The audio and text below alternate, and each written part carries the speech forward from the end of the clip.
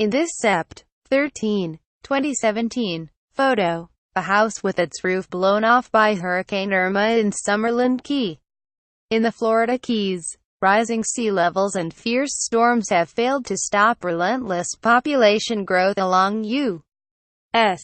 coasts in recent years. A new Associated Press analysis shows the latest punishing hurricane scored bull's eyes on two of the country's fastest-growing regions: coastal Texas around Houston and resort areas of southwest Florida. AP photo, Wilfred Oley. Miami. As the devastated Florida Keys began reopening to residents who fled Hurricane Irma, officials warned the returning islanders to bring enough supplies to sustain them for a while, because no one yet knows when water and power will be fully restored. The Keys are not what you left several days ago when you evacuated. Electricity, sewer and water are intermittent at best, said Monroe County Mayor George Nugent during a news conference Saturday. Officials opened up U.S. 1 on Saturday all the way south to Marathon for residents, business owners, disaster workers and supply trucks.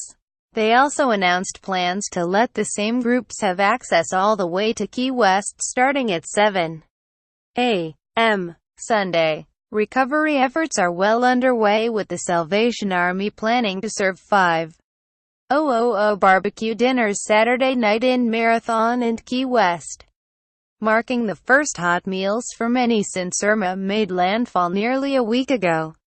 Roads were being cleared and recovery centers are being set up in the area to help residents fill out FEMA, insurance and small business relief paperwork.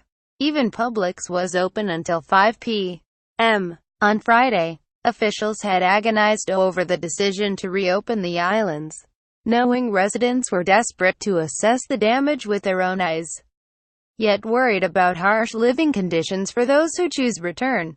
Curfews remained in effect and returning residents received a clear message from Keys officials: you must be self-sufficient. They encouraged residents to bring tents, small air conditioning units, food, water and medications.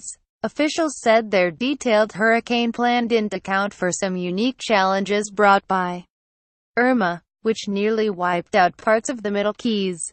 While Key West remained in decent shape, getting Key West residents and businesses owners to the southernmost point remained a challenge as authorities worked to keep out tourists, gawkers, looters and others who could hamper recovery efforts. Nearly 24 checkpoints in the hardest-hit areas will be heavily staffed with law enforcement officers to check IDs to ensure only authorized residents and relief workers get through. Meanwhile, officials said they hope to open government offices, courts and schools in the Keys on September 28. Further north, Broward County school officials said classes would resume Monday. But in Miami-Dade County, one of the nation's largest school districts, students still don't know when they'll return to class, forcing many parents to juggle childcare as they head into a second week of recovering from Hurricane Irma. Miami-Dade County hoped to resume operations Monday, but dozens of schools in the district are still without power. An announcement is expected this weekend. In many South Florida counties, school has not been in session since Sept. 6. The uncertainty put additional stress on parents trying to return to work. For Lori Eichelberry, 45, who owns a psychology practice with 2 offices in South Florida, it means dragging her 10-year-old daughter to work with her. It's challenging, but we kept busy with activities. Some coloring, said Eichelberry, of Coconut Grove. In some southwest Florida districts, classes were postponed until Sept. 25. Irma spread a wide swath of damage across the entire Sunshine State. In southwest Florida on Saturday, officials went door to door Saturday warning residents who live near the Withlacoochee River north of the Tampa Bay area of the potential for record-high flooding in the coming days.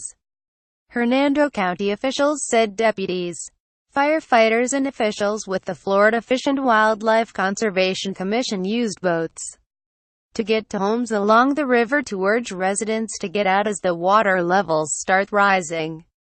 According to a news release, the National Weather Service said a gauge at Trilby in Pasco County is at 16.3 feet, 5.9 meters, with the major flood stage is at 16.5 feet, 6 meters. Kelly Kennedy reported from Fort Lauderdale. Adriana Gomez Licon also contributed to this report.